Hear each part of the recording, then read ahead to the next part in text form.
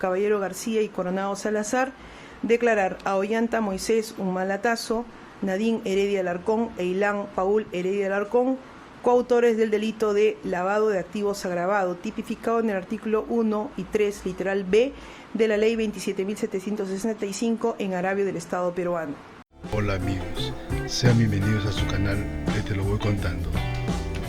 El Poder Judicial, a través del Tercer Juzgado Penal Colegiado Nacional, condenó a 15 años de prisión efectiva al expresidente Ollanta Humala-Tasso y a la exprimera dama Nadine Heredia Alarcón por el delito de lavado de activos. La instancia judicial concluyó que los aportes recibidos para las campañas presidenciales de 2006 y 2011, provenientes del gobierno venezolano de Hugo Chávez y del Partido de los Trabajadores de Brasil, a través de la empresa Odebrecht, eran de origen ilícito, y que los acusados los legalizaron para utilizarlos en su proyecto político. Por las consideraciones antes expuestas, los señores jueces integrantes del Tercer Juzgado Penal Colegiado Nacional de la Corte Superior Nacional de Justicia Penal Especializada, impartiendo justicia a nombre de la Nación, fallamos. Primero, declarar absuelta. Primero, por unanimidad, declarar absuelta a Rocío del Carmen Calderón Binatea como presunta autora del delito de lavado de activos agravado en agravio del Estado, disponiéndose la anulación de antecedentes penales, judiciales y administrativos por el delito imputado. Segundo, declarar absueltos de la acusación fiscal en su contra a Santiago Gastañadú Ramírez y Maribel Amelita Vela Arévalo, en la imputación contra los mismos como presuntos cómplices primarios del delito de lavado de activos agravado en agravio del Estado. Tercero, por mayoría de los señores jueces Caballero García y Coronado Salazar, declarar a Ollanta Moisés Humalatazo, Nadine Heredia Alarcón e Ilan Paul Heredia Alarcón coautores del delito de lavado de activos agravado, tipificado en el artículo 1 y 3, literal B, de la Ley 27.765 en agravio del Estado peruano. Cuarto, declarar a Antonia Alarcón Cubas, Rocío del Carmen Calderón Binatea y Eladio Mego Guevara cómplices primarios del delito de lavado de activos agravado, tipificado en el artículo 1 y 3, literal B, de la Ley 27.765 en agravio del Estado peruano. Esto en relación al apartado 1. En relación al apartado 2. Quinto, declarar absueltos a Antonia Alarcón Cubas y Carlos Gabriel Arenas Gómez Sánchez de la imputación formulada en su contra como presunta autora y cómplice primaria, respectivamente, cómplice primario respectivamente del delito de lavado de activos agravado en agravio del Estado.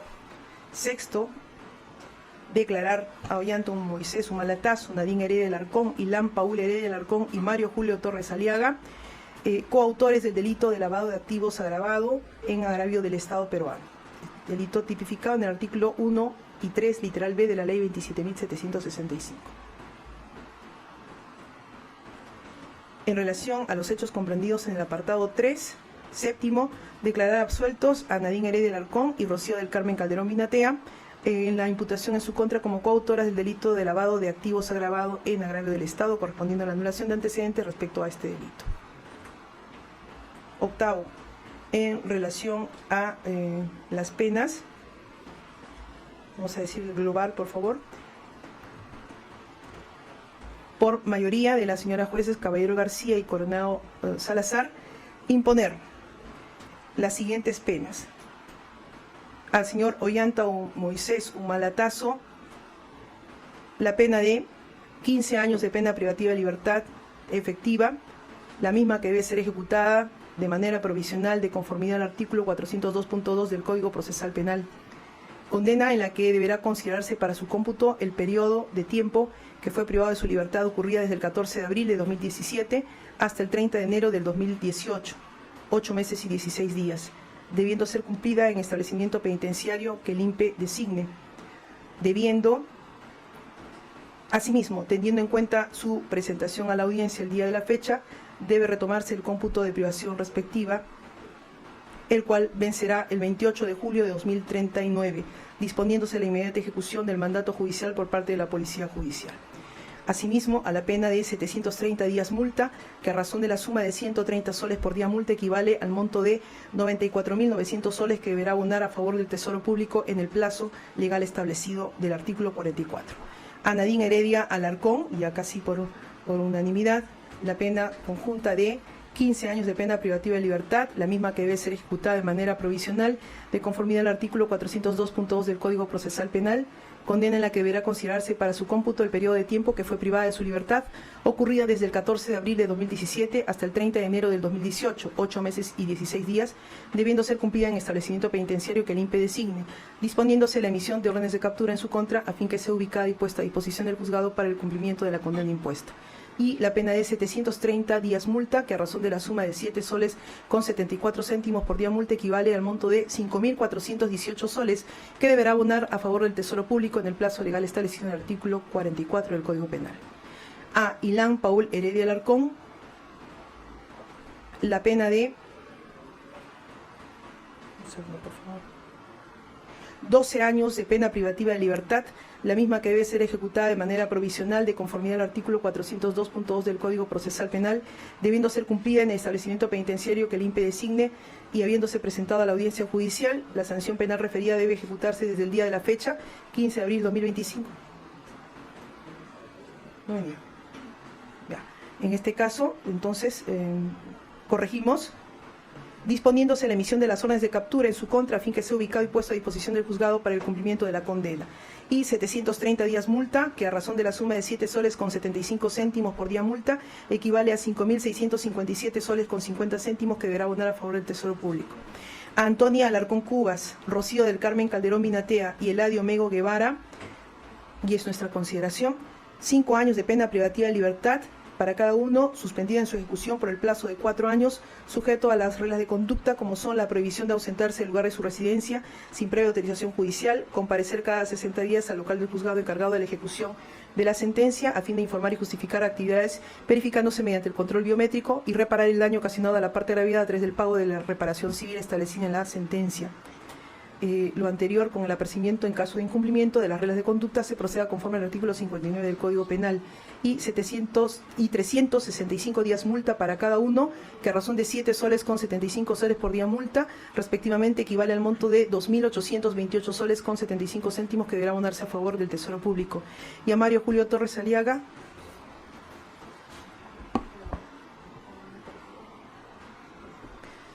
la pena de 8 años de privación de libertad, que deberá ser cumplida en un establecimiento penitenciario que el INPE designe. Se ordena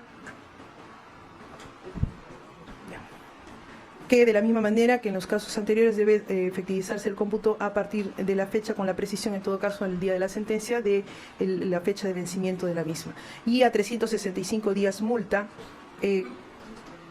que a razón de 7 soles con 75 céntimos por día multa, equivale a 2.828 soles con 75 céntimos que deberá abonar a favor del Tesoro Público. Disponiéndose en el caso del señor Torres Aliaga la procedencia de la ejecución inmediata por parte de la Policía Judicial. 10. Se declara la persona jurídica Todograf, sociedad anónima cerrada, vinculada al delito de lavado de activos agravado, apartado 1, por lo que se le impone la consecuencia accesoria peticionada por el Ministerio Público de disolución, para cuya ejecución deberá oficiarse a la oficina registral competente a través de la Superintendencia Nacional de Registros Públicos. 11. Se declara la persona jurídica Partido Nacionalista Peruano vinculada al delito de lavado de activos agravado, apartado 2, por lo que se le impone la consecuencia accesoria de 100 unidades de impositivas tributarias que deberán ser abonadas a favor del Tesoro Público. 12.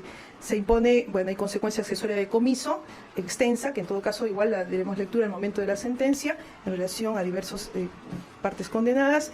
Y finalmente declarar infundada 13 la pretensión de la actora civil, Procuraduría Pública especializada en delitos de lavado de activos y proceso de pérdida de dominio, de imponerse consecuencias jurídicos civiles a los sentenciados absueltos Santiago Gastañadú y Ramírez, Maribel Vela Arévalo y Carlos Gabriel Arena Gómez Sánchez. Declarar fundada en parte la pretensión civil de la actora civil. En consecuencia, se fija como reparación civil el pago de 10 millones de soles que de manera solidaria deberán abonar los sentenciados condenados en el presente caso. 15. Declarar infundada la pretensión civil de la actora civil Procuraduría Pública especializada en delitos de lavado de activos y procesos de pérdida de dominio en relación a la nulidad de transferencia peticionada respecto de los bienes inmuebles ubicados en la avenida Armendáriz, 562, departamento 102, Miraflores, y la avenida Armendáriz, 568, estacionamiento 1, Miraflores, conforme a las partidas electrónicas. Propiedad de Hilary Humala Heredia, adquiridos por anticipo de herencia. Y 16, no imponer pago de costas a los sujetos procesales. Firma la decisión, el fallo, señores jueces, Caballero García, Coronado Salazar, Bengoa Valiglesias. Esta es la decisión emitida por el colegiado. Alguna precisión que pueda requerirse, en todo caso, a nivel de la sentencia, se precisará el día 29 de abril. Y vamos a escuchar a continuación el voto del magistrado Max Oliver Bengoa Valiglesias respecto a algunos puntos o aspectos puntuales. Adelante, doctor. Muy bien, gracias, señora directora de debates. Por favor, si podemos proyectar una diapositiva concreta. Vamos a efectuar el análisis del hecho 1 sobre lavado de activos y estándar probatorio, que a consideración del suscrito debe tenerse en cuenta. En principio, siempre en respeto y consideración a la decisión emitida por mis colegas integrantes del colegiado. Y en ese sentido, haciendo precisión que sobre el hecho 2 y hecho 3 consideramos que existen razones, fundamentos para llegar a la conclusión probatoria que se ha establecido. Sin embargo, respecto al hecho 1, es necesario en principio efectuar un marco de definición de manera muy concreta del delito de lavado de activos, ¿no?, que en este caso consiste en dar apariencia de legalidad a bienes que tienen origen delictivo, en sus verbos de convertir, ocultar o transferir. El caso paradigmático es de los bienes que se generan en el delito de tráfico de drogas, que luego son lavados, blanqueados, transformados y finalmente pasan a constituir soporte financiero. Ahora, hay tres aspectos nodales y medulares a considerar para este análisis, que es un delito autónomo, el origen delictivo y el estándar probatorio. En cuanto a la autonomía del delito, aunque el delito de lavado de activos posee autonomía tanto en el plano material como en el plano procesal, también es cierto que para formular una acusación y especialmente para alcanzar una condena, resulta indispensable que se encuentre vinculado a actividades delictivas concretas que tengan la aptitud de generar estos ilícitos. En cuanto a la autonomía procesal, existe consenso en doctrina sobre este punto, y en cuanto a la autonomía material, a nuestra consideración tiene un carácter relativo. Respecto al origen delictivo, la evolución de este delito de lavado de activos lo vincula con el tráfico ilícito de drogas, y las diversas convenciones, Viena, Palermo, Mérida, también siempre han estado referidas a la existencia de un ilícito por el cual se genera un dinero sucio y a partir de allí se transforma, se convierte. Más allá de la discusión doctrinal existente, existe sí un consenso mayoritario y en todo caso una posición mínima en ese sentido, señala que el origen podría ser ilícito de manera general. No compartimos esa posición, ya que a nivel normativo el artículo 10 del decreto 1106 establece la necesidad de una actividad criminal previa, ¿no?, que mínimamente se ha acreditado en todo caso de manera general. A nivel jurisprudencial tenemos la sentencia plenaria casatoria 1 de 2017, que en sus fundamentos C y D señala lo relevante. El componente normativo debe corresponder necesariamente a actividades criminales que tengan capacidad de generar ganancias ilícitas. El punto D concluye que se debe acreditar la actividad criminal de modo genérico. En el ámbito doctrinario, autores como Mendoza, Abanto, Pariona son claros al pronunciarse que este aspecto debe considerarse para la determinación de una condena. No basta con hacer referencia a una ilicitud de carácter general o presunta, sino de carácter concreto. En cuanto al estándar probatorio, el estándar de racionalidad probatoria, que nos los plantea Beltrán, que ha sido tomada en cuenta en la casación 1897-2019, también en la sentencia casatoria plenaria 1-2017, donde se da parámetros específicos sobre este aspecto y se señala la necesidad que existan mínimamente indicios que establezcan este origen delictivo vinculado a alguna actividad delictiva. No se trata de establecer quién cometió el delito, cómo lo cometió, sino por lo menos de manera general y con prueba indiciaria establecer cuál es esa fuente de actividad criminal de donde proviene, ¿no? Y uno de los casos también casi recientes, es el caso denominado Sánchez Paredes, en el que se establece también criterios importantes sobre la materia. En ese sentido, consideramos que no se ha probado, existe además una falencia, insuficiencia en la imputación en cuanto a este aspecto. No se precisa mínimamente a qué delito estaríamos haciendo referencia. No se tiene una referencia mínima de cuáles son las actividades ilícitas que se estarían realizando en el gobierno venezolano y a partir de las cuales se genera un dinero sucio que ingresa al tráfico nacional, en este caso peruano. La existencia de operaciones sospechosas, irregulares, destinadas a ocultar, no son mérito suficiente para concluir, sin lugar a duda, y con la posibilidad de otras explicaciones satisfactorias, que el activo es de origen delictivo.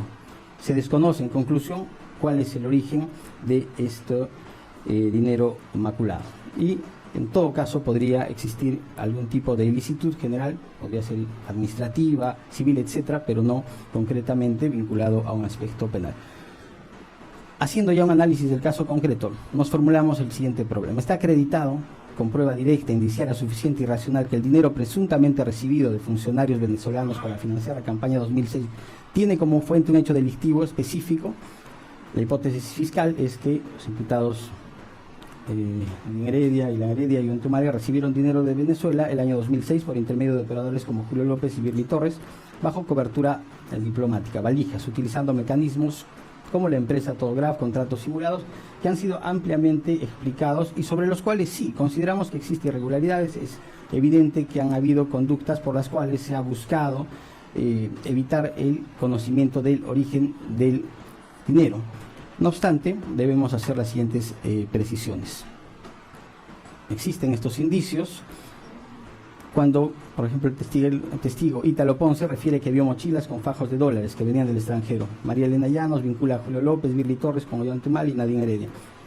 Existen otras declaraciones que refieren que tenían conocimiento de inteligencia, que existía presuntamente, ¿no?, este ingreso de dinero en efectivo desde Venezuela. Pero no bastan para concluir ese ingreso, pues presunciones, conjeturas, sospechas o de alguna manera la creencia general de que se dio esta situación. En ese sentido, no existe una conexión probada con un delito fuente determinado conforme al estándar de la sentencia plenaria casatoria 1 de 2017, que requiere que el lavado de activos derive de un delito base. Y se hace referencia, incluso en una casación posterior, donde se resuelve la improcedencia de acción en esta causa, que debe identificarse mínimamente un hecho típico y antijurídico, que en este caso no se ha llegado a concretar. Entonces, ya para ir finalizado, aunque existen transferencias en efectivo no bancarizadas, ocultamiento de dinero, uso de estructuras paralelas como empresas fachada o contratos simulados, estos elementos por sí solos no constituyen el delito de lavado de activos, sino están conectados con un hecho previamente típicamente determinado en las condiciones que ya hemos explicado. La consideración por la cual el dinero existe o hay mochilas con dinero no suple la necesidad de demostrar de dónde provino el dinero y más aún qué actividad concreta lo generó, ¿no? En ese sentido, el derecho penal no sanciona la tenencia de dinero sin justificación, sino la manipulación de dinero proveniente de un ilícito, en este caso de carácter penal.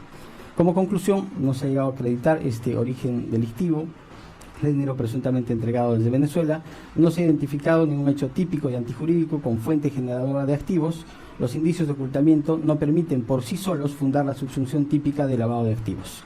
Y las hipótesis alternativas diversas que han planteado las defensas no han sido descartadas de manera racional. Por tanto, debe concluirse que el hecho 1 no ha sido acreditado penalmente conforme al estándar de racionalidad probatoria exigido y los imputados no pueden ser considerados responsables por el delito de lavado de activos. Cuestión diferente a la que ya ha sido analizada y por la cual el suscrito considera que en un segundo hecho sí existe un marco general por el cual se advierte visos de corrupción, no solo interna, sino externa, y de la cual existiría pues una fuente de dineros maculados. Por tanto, en este caso consideramos que no se debe aplicar las penas correspondientes por el hecho 1 y las consecuencias correspondientes, quedando subsistentes en todo caso los demás aspectos que ya han sido señalados en el fallo emitido. Gracias. Señora directora de debates. Vamos a Un momento, por favor. Doctor, vamos a dar por terminada la Sí, sesión. le pido darme el uso de la palabra muy brevemente. Un momento, Es por muy favor. importante. Un momento. Doctor, vamos a dar por terminada la Sí, sesión. le voy a pedir que me dé el uso de la palabra un breve momento. Sé que no hay recurso impugnativo que se puede interponer, pero necesito hacer una precisión para que de oficio hagan una corrección en este acto respecto a la ejecución provisional de la sentencia. Doctor, ya hemos determinado el fallo. Ha sido un debate bastante largo y extenuante. Y cualquier situación, doctor, en todo caso, en el momento de los pronunciamientos de la sentencia. Sí, eso va a ser en 8 días, ¿correcto? Sí, doctor. Sin embargo, se va a ejecutar provisionalmente en este acto la sentencia. Yo tengo que decir que hay una sentencia del TC que ha dicho que con los adelantos del fallo no se ejecutan las sentencias, sino con las lecturas íntegras. Sentencia del TC del 5 de diciembre del 24. Es importante que ustedes conozcan esos Doctor, términos. la conocemos. Y no nos han explicado por qué se están desvinculando de esa sentencia cuando el Código Procesal Constitucional dice que se tienen que tomar en cuenta para la interpretación de la ley, en este caso el 402. Doctor, está explicado en todo caso en el ámbito de la sentencia misma. En De la todo caso, desvinculación de la sentencia del TC. respecto al tema, doctor, en la sentencia. Bien, vamos a dar por terminada la Señora sesión. Claudia, entiendo la lectura y se entiende con claridad lo que han señalado. Sin embargo, yo quiero sumarme a lo que el colega señala. Creo que sobre la base de la historia procesal de quienes han sido investigados, particularmente de mi patrocinado señor Humala, que a lo largo de 10 años ha estado presente siempre, es primario, no ha faltado nunca a Sí, una doctor. sola audiencia. Todo lo hemos analizado, es un doctor. factor En la sentencia que- va a estar la fundamentación más amplia. Eso es un adelanto de fallo. No es la primera vez que emite el colegiado una decisión al respecto, y cualquier situación, si es que hay alguna situación que corregir, para eso es la garantía de la doble instancia, ¿no? Y en algunos casos ha habido, en efecto, una situación de corrección, en otros no, pero ya nosotros estamos cerrando la sesión, doctor. Y Entiendo vamos que a no dar hay por un terminada. recurso impugnatorio, sin embargo, solicitamos que de oficio se pueda revisar una medida así, porque son personas que han estado 10 años teniendo un perfil correcto en el cumplimiento de las reglas que su colegiado ha señalado, que en las etapas previas también se han señalado, y de la defensa resulta excesiva una ejecución inmediata de un fallo que es en primera instancia, porque ellos tienen todavía el derecho Sí, a la doctor. presunción de inocencia, tienen el derecho de la segunda instancia, y en esa medida, sobre la base de que no hay recurso impugnatorio, nosotros solicito al colegiado que de oficio revise ese extremo de la sentencia, porque nos parece mucho más adecuado a un Estado de Derecho de hoy. Bien, vamos a terminar la sesión. Vamos a terminar la sesión, doctores. Cualquier situación en la sesión de la lectura de sentencia, en todo caso. Y tienen el derecho a cualquier tema de presentación de algún escrito o algo, pero tenemos que terminar la sesión, tenemos también otras audiencias que atender. Entendemos lo que se nos está manifestando, pero también el producto de nuestra decisión es un tema bastante debatido en profundidad, con todas las aristas que han señalado. Y vamos a cumplir conforme a nuestras funciones. Damos por terminada la sesión, 11:54 de la mañana.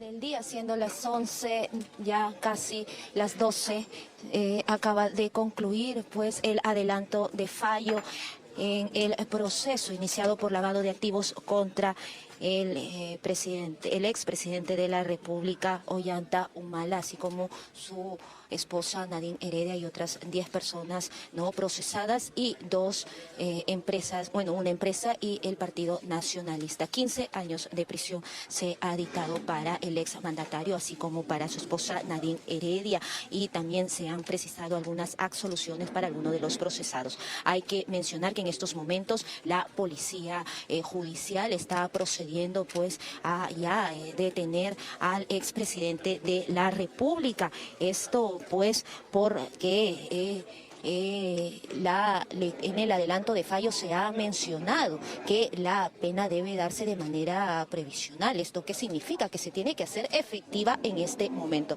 Es por ello que la policía judicial ha procedido, ¿no?, a ya detener al expresidente, quien se encuentra en la sala de audiencias aún de la sede Zavala, ¿no? En donde hace instantes se acaba de dictar esta sentencia. Él va a ser conducido al sótano de este edificio de la sede Zavala, en donde se ubica pues la carceleta de esta sede judicial, para posteriormente pues ser trasladado al penal, ¿no? Asumimos que debe ser Barbadillo, en donde pues también se encuentra el exmandatario Alejandro Toledo, el expresidente Pedro Castillo, ¿no?